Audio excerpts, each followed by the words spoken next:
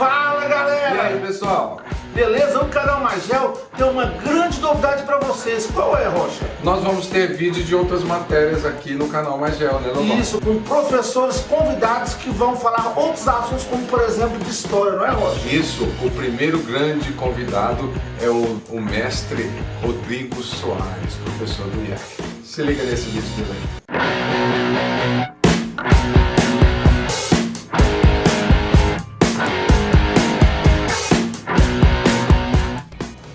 E aí, galera do Magel, aqui é o professor Rodrigo e hoje a gente vai falar sobre um outro tema muito recorrente nas provas do Enem: Brasil República. Falemos então sobre o Brasil República. Em 1889, em novembro, no dia 15, foi proclamada a República no Brasil. Regime político que até hoje é vigente dentro do nosso país. Porém, o que a gente precisa saber para fazer uma prova de história bacana de Enem? Então vou te dar algumas dicas aqui. A primeira coisa para você ficar esperto para fazer uma prova de Enem: caso caia uma questão falando sobre proclamação da República, procure saber sempre, mas sempre, quais eram os projetos republicanos que existiam quando a proclamação foi feita. Vale a pena lembrar, não existia um projeto hegemônico de república. Existiam três. O primeiro, o projeto republicano positivista, defendido pelos militares através da figura de Benjamin Constant. O projeto republicano jacobino, que era também defendido por militares, mas de patentes menores, tendo ali como destaque Lopes Trovão. E o terceiro projeto era o chamado Projeto Republicano Liberal, que se inspirava nas diretrizes da República dos Estados Unidos e outras também repúblicas liberais. Mas vou te dar uma outra dica: liberalismo no Brasil nunca foi pensado e praticado em sua maneira clássica. Existe um historiador do direito, gente, o direito também produz história, chamado Antônio Carlos Volckmann.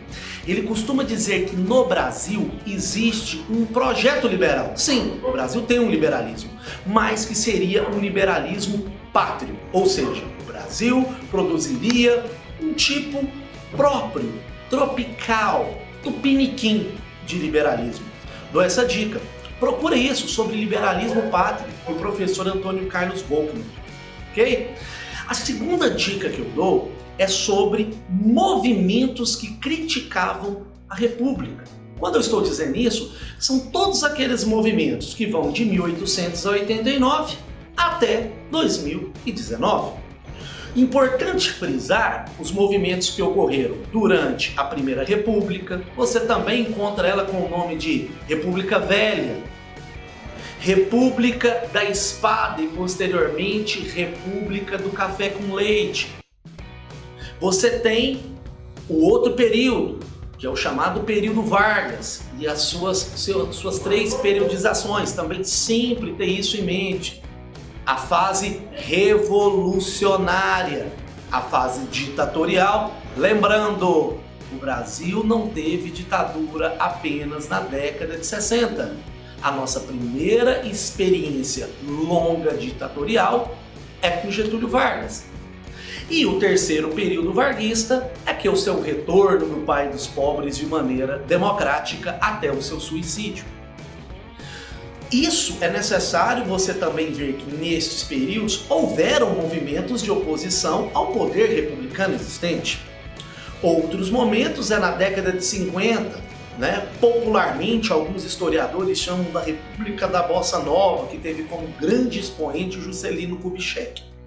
E obviamente não podemos esquecer os movimentos de resistência à ditadura militar brasileira. Fato é, há uma necessidade de você conseguir pontuar esses movimentos de resistência, ok?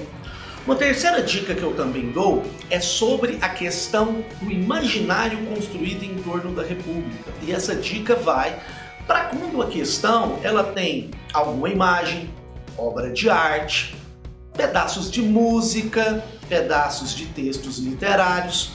Vai um pouco de interdisciplinaridade aí, né? Com os amigos da história da arte, ou também das artes, da literatura, que nos ajudam de alguma maneira a identificar como dentro desse processo político as ideias elas circulavam, sejam ideias para justificar o poder ou ideias para contrapor o poder.